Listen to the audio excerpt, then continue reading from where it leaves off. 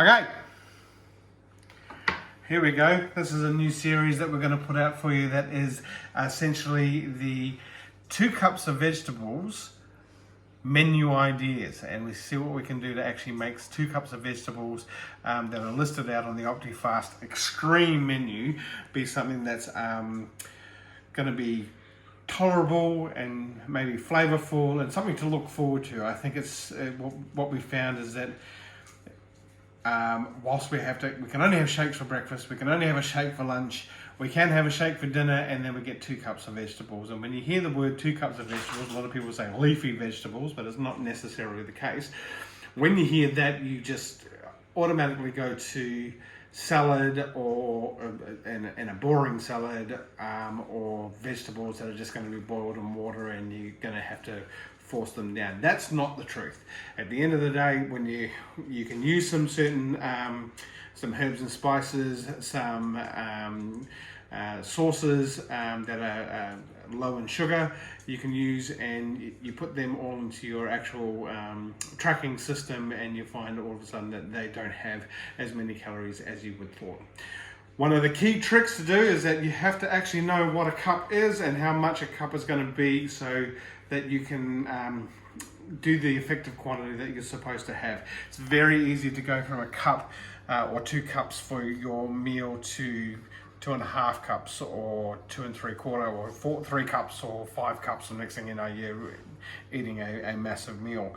I think over the last couple of days we may have gone a little bit overboard, but I've brought this sort of back for me to actually gauge what I'm doing. It can get a little difficult. I'm doing it for 3 people, so that's 6 cups of vegetables, and then we divide it out into the bowl equally, or divide the meals up as equally as possible as we're doing it, and then that way we all get the right amount, the right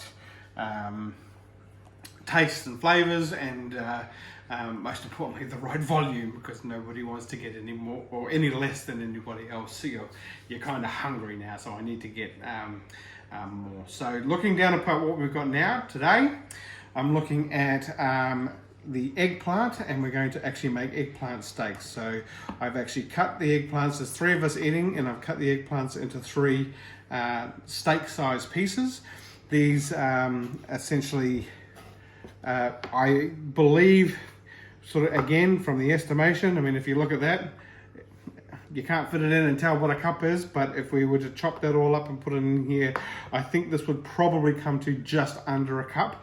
And now when I look across to the vegetables over this side here, I've sort of sliced this up here. I'm probably going to do a little bit of carrot on the side as well, just a finely sliced carrot. And that should equal so I've got 3 cups here. I think this should equal around 3 cups here if I was to take this and look at sort of taking some stuff, measuring it out, bearing in mind that I'm going to the extreme to make sure, look, there's all these air holes in here. So at the end of the day, that's going to be enough probably to fit in there if I was to squeeze everything down into 1 cup. So this is 1 cup. I think there's probably another 2 or 3 cups or close to being here with this in there, 2 cups each. Okay, so I'm going to chop this up, and then we're going to look at seasoning and what we do thereafter. So hold tight, be with you in just a minute. I've got the food all chopped up, ready to go, and I've got some condiments out here as well, and the pots and pans are on, heating up to a nice hot temperature. I'm going to use 2 pans for this, one for the actual topping and one for actually the eggplant steaks themselves. One of the things that's always been very important to me if we're talking about steak and we're talking about normal steak, seasoning is the important part, and seasoning actually what makes the flavour happen. So with the eggplants, I'm going to do exactly the same as what I would do if I was doing it with a steak, and that is some salt, some pepper. Turn them over. You can see they start to go brown quite quickly. So you should just cut these straight before you're ready to rock and roll. Now remember, a lot of this falls off in the pan, so that's why I'm being fairly liberal with it. It's not something that I have to terribly worry about whether I've been doing it too much or not. First things first, I'm going to get the actual chopped vegetables into the wok and get that started, because as soon as I pull these babies out, I want them ready to rock and roll. I want the stuff ready to go on top. Anytime you're stir frying, you want to hear that sizzle.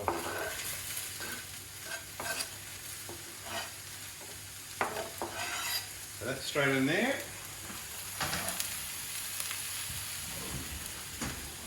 Now on top of these, bit of garlic powder. We've run out of fresh garlic. I would use fresh garlic normally, but garlic powder will suffice. And you start giving that a good toss.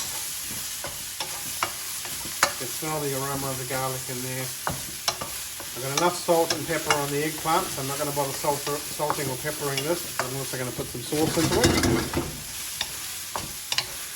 And we'll just do this for a few minutes until it's ready to rock and roll for the sauces and stuff. This pan here, no oil in it at the moment, nothing. I am actually putting it on high heat. I can feel the heat here. I want it to be as hot as it possibly can get. Alright, so that we get a real good char on the actual eggplant itself, just like you would on a steak. It's not going to taste like a steak, but you know what I'm saying. Oh, the smell is amazing. Let me just have a look at that one.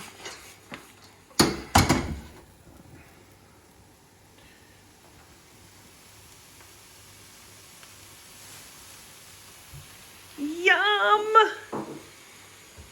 Videoing this is making me hungry.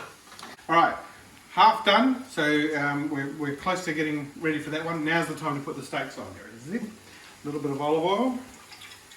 I just sprinkle it across the top and you'll see it start to smoke straight away. And then literally just lay away. Oh, listen to that sizzle. That's what I want to hear. And beautiful. Oh, amazing steaks.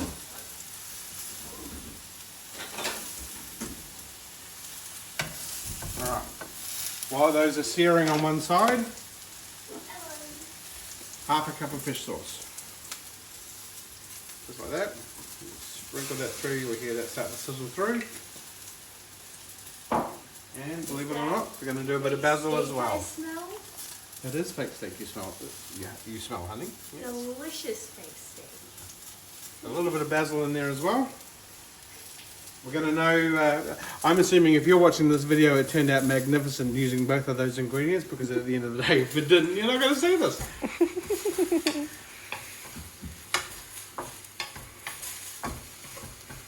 Oh, and you can actually really smell the aroma of the basil coming out. So Jordan, if you could set the table, that would be lovely. It's always good to have a teenager on hand to set tables for you. So I would like knives and forks and drinks on the table. Please, thank you very much. She's wonderful, wonderful. I'm a slave, yay! And she loves every moment of it. I pay you in love. Alright, so we're going to turn this over, see how they go.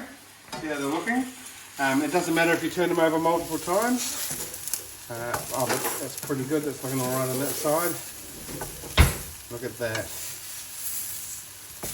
So nicely seared. Skin sort of starting to turn a little bit, and you can start seeing a bit of translucence within there. I think we'll probably turn that over one more time just to soften it out. And one thing you're going to have to be careful with is actually when you're transferring it to the plate, that it doesn't fall apart on you. So the trick is to try and get it cooked, but not so cooked that it falls apart, and not undercooked enough that you're crunching away and sort of getting a bit of a raw flavour. One of the other key things too, with your topping, we can turn that right down now because it's looking, smelling really good. With the topping, always very good to do, and this is the cook's prerogative. Get a little bit on there and just... Oh, this video is definitely going to be uploaded. That is sensational. If he doesn't say so himself. And for those of you who know me as the meatitarian, for me to say sensational about vegetables, it's just tragic. But anyway, We're going to continue on. This is still going. Give it another turn. I can feel it getting softer now, and it's nicely browning, so that actually is pretty much just about ready. For those of you who cook steaks, quite often you notice that if you do the touch test, and the softer it is, the more rare it is, the harder it is. This is the complete opposite. So the harder it is, the more the more raw it is, the softer it actually becomes, the more cooked. So, but you can still see the granules of pepper and salt are still sitting on there, so that it should still hold quite a bit of flavour. So we're pretty much almost ready. I'll get the plates out. Ready. You can see they're a bit on the soft side, but not too soft that I can't lift them off with a spatula.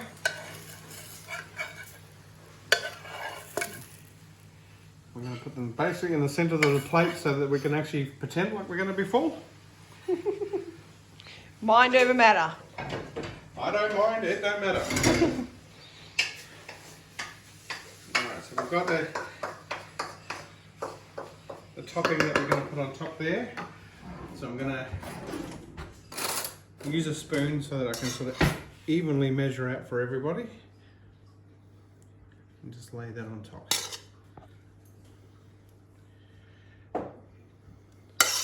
Yes, I do this one spoon at a time for one product at a time, because relatively speaking, the hunger in this house will cause a riot if anyone thinks I'm not being even-handed.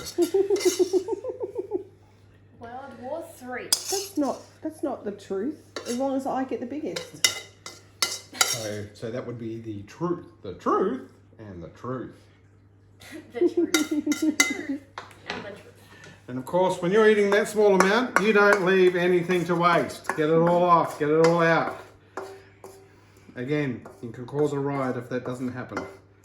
Really look our plates clean. It's true.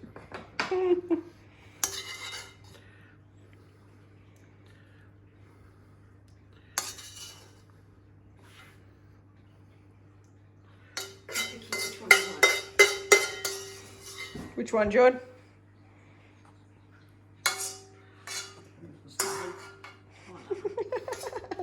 This is what happens every night. We stand here and go, now which one do we want? And we all try to choose. It's hilarious. Dawn, haven't finished yet, Rebecca? She's trying to bag hers already. So hungry, like it's not normal. So these little packets are really good. Parsley, basil, and coriander or chives. So they actually keep things fresher longer, and just a little sprinkle of parsley over the top. How magnificent that looks. Okay, so that is eggplant steaks with a non-gravy, non-liquid sauce of vegetables over the top of it. Yeah, we'll soon see how that tastes. And if you're seeing this video, it tasted magnificent. Cheers.